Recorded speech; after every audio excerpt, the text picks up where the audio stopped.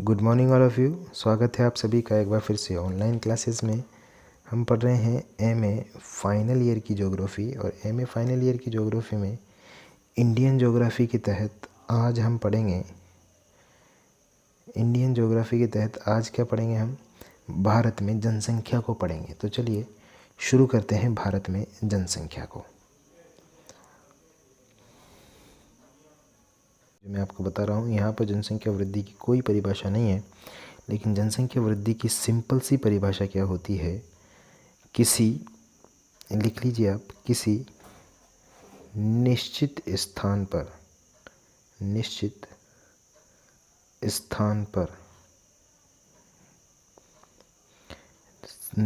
समय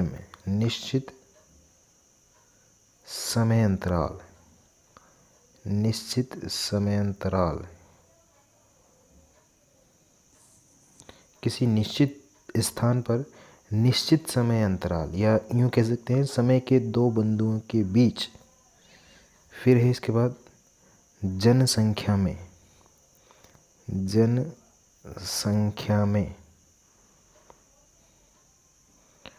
होने वाले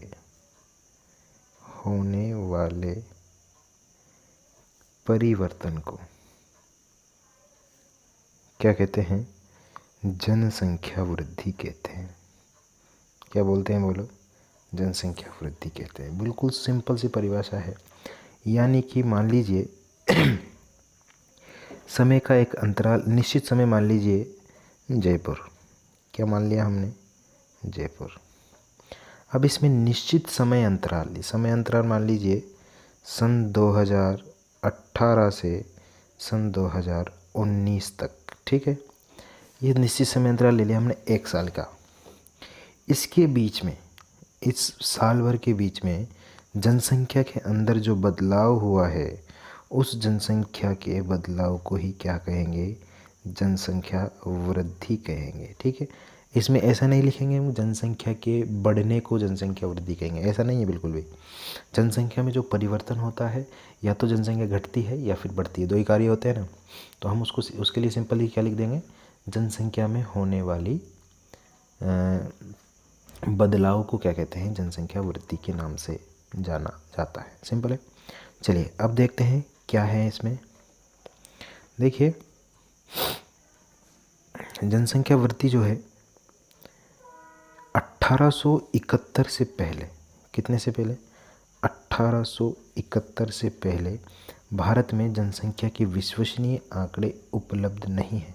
1871 से पहले, इसका मतलब ये है कि भारत में जो है 1871-72 में जनसंख्या की गणना की गई थी सबसे पहले। ठीक है, सबसे पहले 1872 में भारत में जनगणना की गई थी। इसके अनुसार भारत की जो जनसंख्या थी वो कितनी थी? भारत की जनसंख्या लगभग 25 करोड़ बताई जाती है, जब पहली बार जनसंख्या की जनगणना की गई थी। इसके बाद नियमित रूप से 1901 से 10 वर्षों के अंतराल में भारत की जनसंख्या की गणना की जाती है। कितने? 10 वर्षों के अंतराल में प्रति 10 वर्ष के बाद भारत की जनगणना के आंकड़े जारी किए जाते हैं। और ये चूँकि 1991 से शुरू हुआ था मामला, 1991 के बाद, 1891, क्योंकि पहली जो जनगणना की गई थी वो 1872 में की गई थी, फिर उसके बाद 1881 में, फिर 1891 में, फिर 1901, फिर 11, फिर 21 और 31, 41, 51, 61, 71, 81, 91 और फिर 2001 और 2011, इस तरीके से 14 बार जनगणना की गई है। वर्तमान की जो जनगणना थी ये 15वीं जनगणना है। ठीक है, वर्तमान की जो 2011 की जनगणना थी वो 15वीं जनगणना है, लेकिन अगर दशकीय अंतराल में पूछा जाए तो ये 14वीं जनसंख्या है। ठीक है, 14वीं बार जनसंख्या का जो है अध्ययन किया गया है, जनसंख्या के आंकड़े प्रस्तुत किए गए हैं दशकीय अंतराल में अगर पूछा जाए तो। टोटली कितनी है? 15वीं। ठीक, चलिए देखते हैं इसके बाद। नियमित रूप से 1901 से 10 वर्षों के अंतराल में भारत की जनसंख्या की गणना की जाती है। 1901 से 2011 के मध्य जनसंख्या वृद्धि को निम्न 4 अवस्थाओं में विभाजित करके अध्ययन किया जाता है और यही अध्ययन भारत की जनसंख्या वृद्धि के संदर्भ में हमसे पूछा जाता है परीक्षाओं के अंदर। तो देखिए, जो 1901 से और 2011 जो वर्तमान की जनगणना हम पढ़ते हैं, तब तक के काल को इन 4 भागों में विभाजित किया है और उसमें बताया कि कौन सा काल जो था वो तीव्र जनसंख्या वृद्धि वाला काल था, कौन से काल में धीमी गति से हुई और कौन से काल में कम हुई। चलिए देखते हैं कौन कौन से 4 भाग है गुरुजी, बता दीजिए, देख लीजिए भाई। 4 भाग ये है।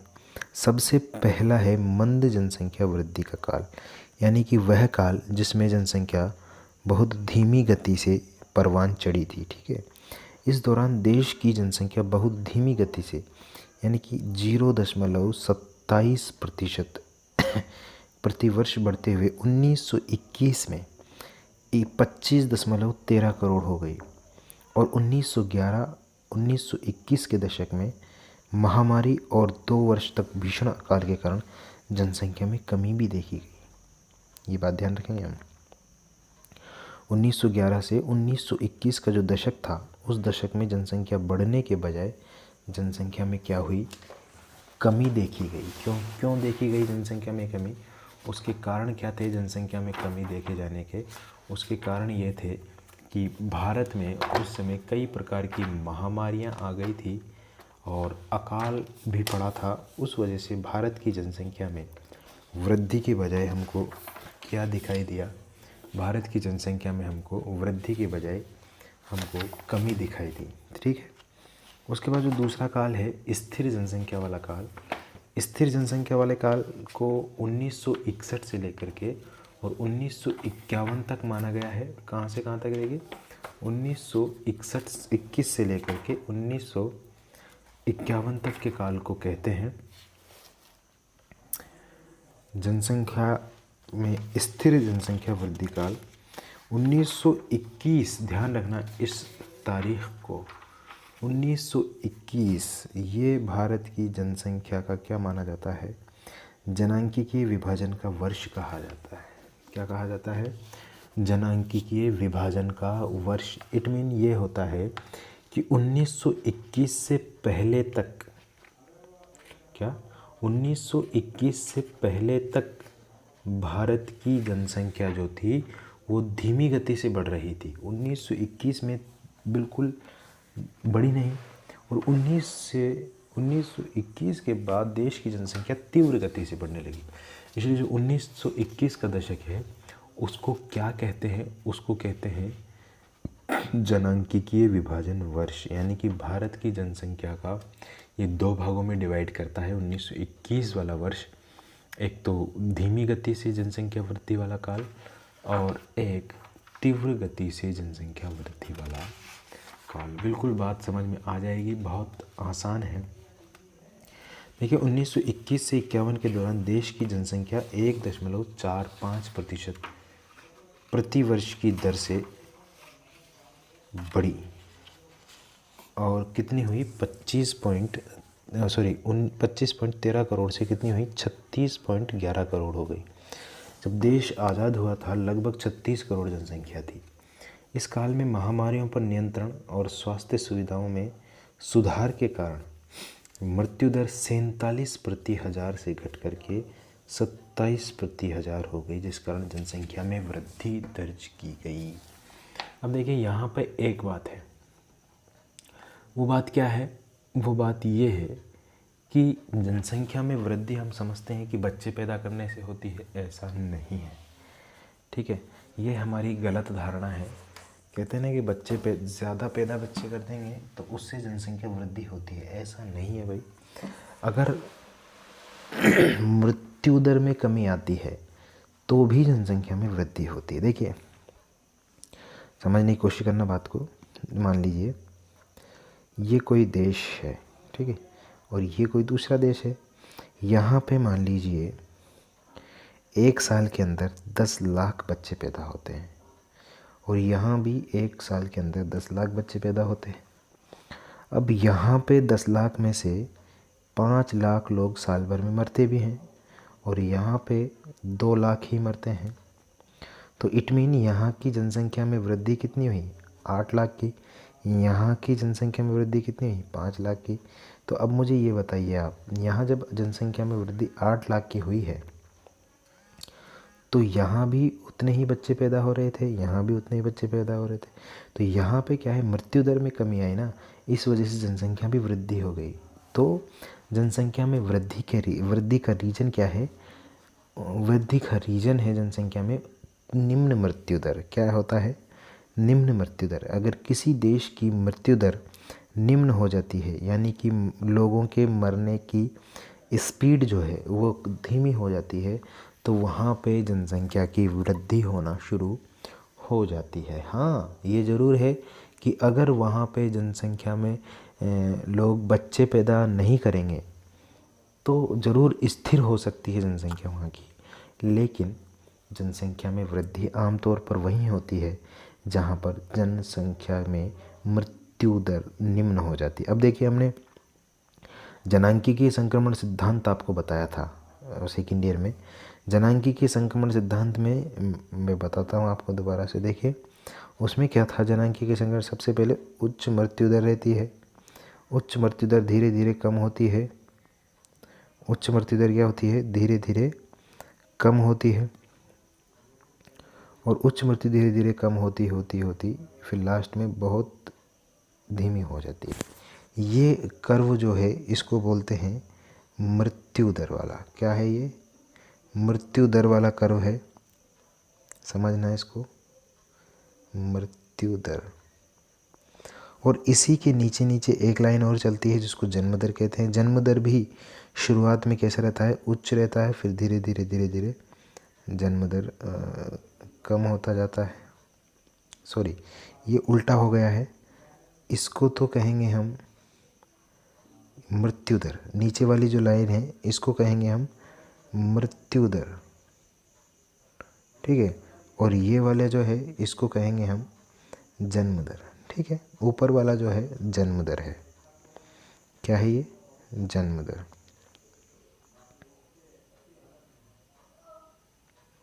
अब देखिए जनांकीय संक्रमण सिद्धांत क्या कहता है। जनांकीय संक्रमण सिद्धांत की 5 अवस्थाएं बतलाई गई है, 1, 2,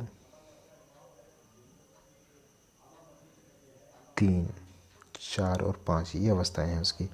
तो पहली अवस्था में क्या होता है, पहली अवस्था में जो जन्म दर है वो भी उच्च रहती है और मृत्यु दर है वो भी उच्च रहती है, यानी कि मरने वाले भी ज़्यादा है और पैदा होने वाले भी ज़्यादा है। तो इट मीन जनसंख्या क्या रहेगी, स्थिर। देखिए यहाँ पे स्थिर है। दूसरी अवस्था में क्या है, मृत्यु दर थोड़ी कम हो जाती है क्योंकि स्वास्थ्य सुविधाएँ लागू हो जाती हैं, स्वास्थ्य सुविधा अच्छी तरीके से लोगों को पहुँचती है, लेकिन मृत्यु दर वही उच्च रहती है। तो मृत्यु दर जब उच्च रहेगी, सॉरी जन्म दर जब उच्च रहेगी, यानी कि पैदा करेंगे लोग बाग अच्छी तरीके से बच्चों को, और ज़्यादा पैदा करेंगे, और मरने वालों की संख्या जब कम हो जाएगी तो क्या होगी, जनसंख्या की वृद्धि हो जाएगी।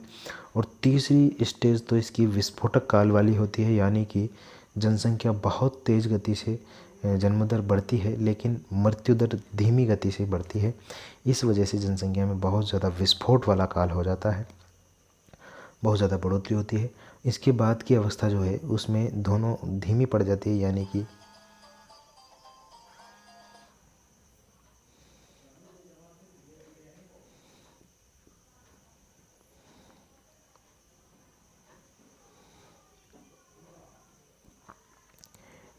चौथी और पांचवी जो अवस्था होती है, उस चौथी और पांचवी अवस्था में जनसंख्या धीमी गति से परवान चढ़ती है, क्योंकि मृत्यु दर भी कम हो जाती है और जन्म दर भी धीरे धीरे कम हो जाती है। जब दोनों ही कम हो जाती है तो फिर जनसंख्या की वृद्धि नहीं हो पाती।